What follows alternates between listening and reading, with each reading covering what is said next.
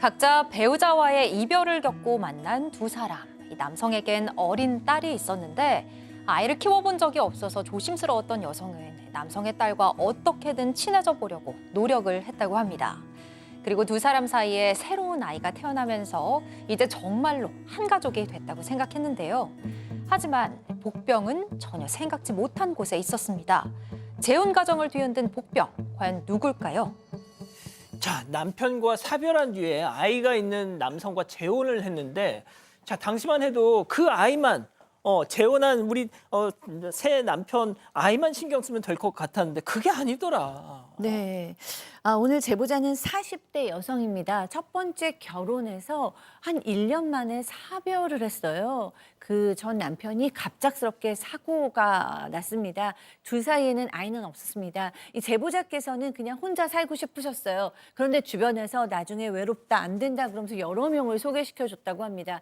지금의 남편이 그 중에 한 명인데요. 이 사람은 이혼한 지 4년이 됐다고 했고요. 딸 하나를 키우고 있다고 했어요. 결혼 기간은 2년이었고 성격 차이 때문에 이혼을 했다고 했습니다. 제보자께서는 내가 애도 키워본 적 없는데 남의 애를 잘 키울 수 있을까 걱정이 되잖아요. 예. 그런데도 이 남편이 늘 다정했고 또 내가 많이 도와주겠다라고 얘기를 해서 용기를 냈다고 합니다.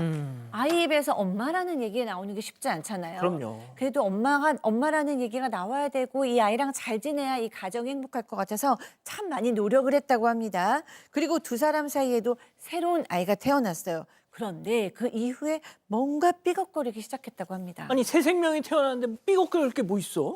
두 아이를 같이 키워야 되지 않겠습니까? 근데 생각했던 것보다 너무 육아 스트레스가 있었다고 해요. 근데 남편은 조금 달랐다고 해요. 첫째를 이미 키워봤기 때문에 분유타고 젖병 소독하고 이런 것들이 능숙해서 남편한테 뭔가 많이 배우긴 했는데 문제는 조금 제보자가 당황해하면 남편이 화를 막 냅니다. 왜 이렇게 못하냐, 엄살 부리냐, 호들갑 떠냐라고 무시했고 첫째는 안 그랬는데 둘째는 좀 유별나다 이런 얘기도 좀 하고 이런 건 애엄마가 좀 해야 되는 거 아니냐, 애엄마가 옛날에 잘했는데 비교 같은 걸 했다고 해요. 아이가 새벽에 울기라도 하면 남편이 너무 고함치고 화를 내서 결국은 나중에 산후우울증까지 왔다고 합니다. 자, 뭐 어쩌다 한 번씩 이 남편 입에서 아유, 예전 그 사람은 잘만 애 키우더만 넌 왜 이래? 뭐 이런 얘기가 어쩌다 한 번 나올 수 있다고 쳐요. 자, 그런데 이 빈도수가 점점 많아지더라. 자, 그 내용도 심해지더라. 제보자 얘기 들어보시죠. 옷이 많은 여자고 옷을 잘 입는 여자라고 표현하더라고요. 저는 돈 아끼느라고 옷을 사치스럽게 안 입었거든요. 그 남자는 옷 잘 입는 걸로 좋게 보고 저는 돈돈돈거리는 여자로 보고 얼마나 그것도 억울하고 이 남자는 옷 잘 입는 여자가 좋았던 거예요.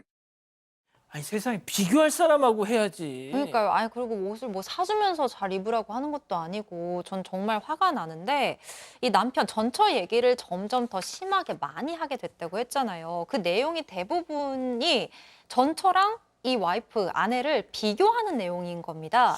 출산을 하면 아무래도 외모에 신경 쓰기가 어렵죠. 그래서 제보자가 옷을 대충 입기라도 한 날이면 맨날 돈 타령하지 말고 옷 좀 제대로 사 입어라 그러면서 전처 얘기를 꺼냈고요. 전처는 요리를 잘했다, 싹싹하고 애교가 많았다, 수시로 전처를 언급했습니다.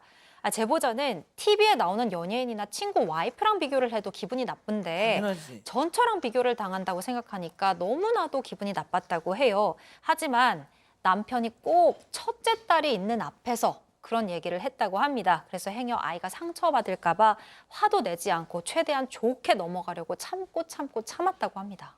아, 그럴 거면 이혼 뭐하러 했어? 네, 그런데 더 큰 문제가 생겼습니다. 예. 돈 문제인데요. 예. 첫째가 예체능 쪽에 있었는데 꽤 잘했어요. 그런데 계속 또 이제 이쪽을 시키려면 돈이 좀 많이 들 수밖에 없잖아요. 예. 그래서 이혼한 전처로부터 아니, 첫째 양육비는 받고 있냐?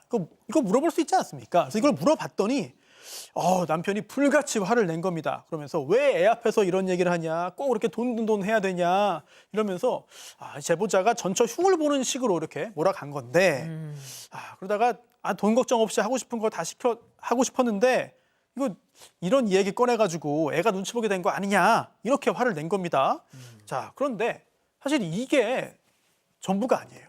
제보자에 따르면 이렇게 한 번씩 화를 내면 몇 달씩 말을 안 한답니다. 남편이.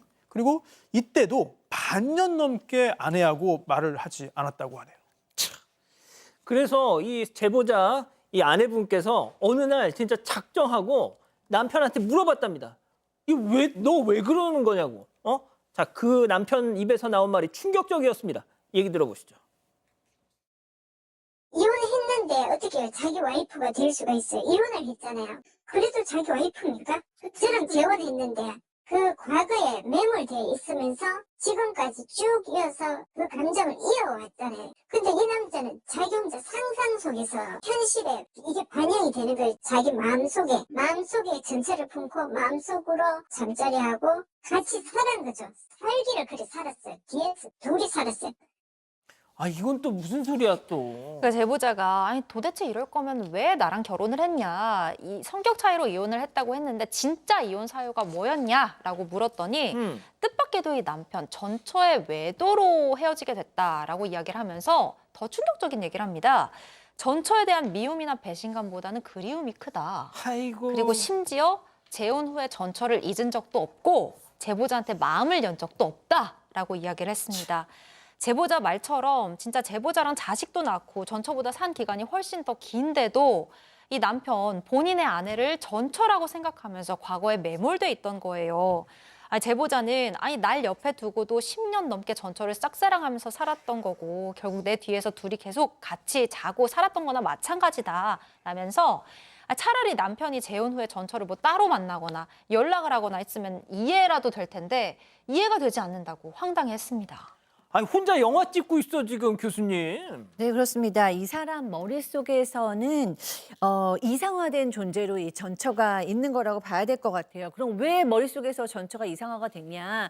이게 감정이 정리가 되지 않은 상태에서 전처의 외도로 관계가 끝나버렸잖아요. 그러니까 감정이 정리되지도 않고 미련이 남은 상태로 그냥 그렇게 딱 잘라져 버린 상태인 것 같습니다. 그런데다가 그와 살았던 시간은 젊은 날이잖아요. 그러니까 본인이 가장 어떻게 보면 행복했던 날이기는 한 거죠. 거기에서 못 벗어나고 이게 미화되고 왜곡되면서 결국에는 거의 환상 수준으로 발전을 한 것 같아요.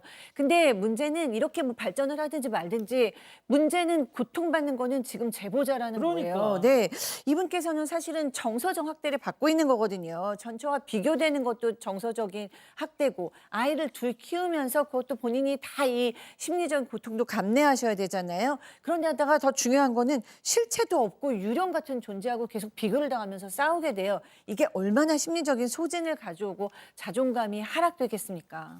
박 변호사님, 지금 네. 채팅창에서 정말 모든 분들이 다 그냥 엄청난 욕을 하고 있습니다. 이혼하라고. 이혼은 조금 쉽지는 않아 보여요. 이게 이걸 어떻게 표현해야 될지, 저게 진심인지 이게 입증하기 쉽지는 않거든요. 뭐 녹음을 하시다든지 아니면 그 정서적 외도가 정말 100%라고 하더라도 좀 짝사랑 가까운 것 같기도 하고 그런 상황이기 때문에 이게 이혼 사유라고 보기는 어려운데, 만약에 이제 필요하다면 협의 이혼을 좀 진행할 방법은 좀 있을 것 같습니다. 자, 손 변호사님도 짧게요. 네, 지금 만약에 이혼을 정말 하게 된다면 지금 기르고 있는 자녀에게도 영향이 있거든요. 그렇다면은 언제 어떻게 어떤 방식으로 알릴 것이냐, 이 부분도 굉장히 중요하기 때문에 함께 고민을 해야 될 사항이 아닌가 싶습니다. 제보는 사건 반장. 가족 여러분의 목소리를 사건 반장에 들려주세요.